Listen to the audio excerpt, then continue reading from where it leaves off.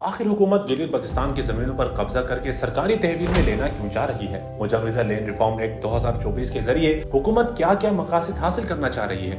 गिलगित बल्तिस्तान में मुजव्वज़ा land reform act 2024 का बुनियादी मकसद लोगों को काबिल तकसीम जमीनों पर ऑनरशिप राइट्स देना बताया जा रहा है, लेकिन इस लॉ के क्लॉजेस से जाहिर होता है कि इसका असल मकसद कुछ और ही है। इस कानून की क्लॉज 2 के मुताबिक काबिल तकसीम जमीन में जंगलात, दरिया, पहाड़ और दीगर इंपॉर्टेंट स्पॉट शामिल ही नहीं है, जिससे नाकाबिल तकसीम जमीन बहुत हद तक महदूद होकर रह जाएगी। दिलचस्प बात यह है कि इस एक्ट में लीज लैंड्स को लीगल प्रोटेक्शन दिया गया है, जबकि गिलगित बल्तिस्तान के कई हजार मुरब्बा किलोमीटर की जमीन पहले ही लीज पर दी जा चुकी है।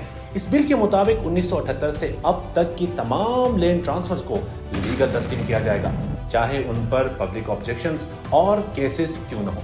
खतरनाक बात यह भी है कि डिस्ट्रीब्यूशन बोर्ड और कलेक्टर्स को एक्सटेंसिव पावर्स और एब्सोल्यूट कंट्रोल दे दिया गया है, जिससे पब्लिक लैंड ऑनरशिप का तस्वर तकरीबन खत्म होकर रह जाएगा।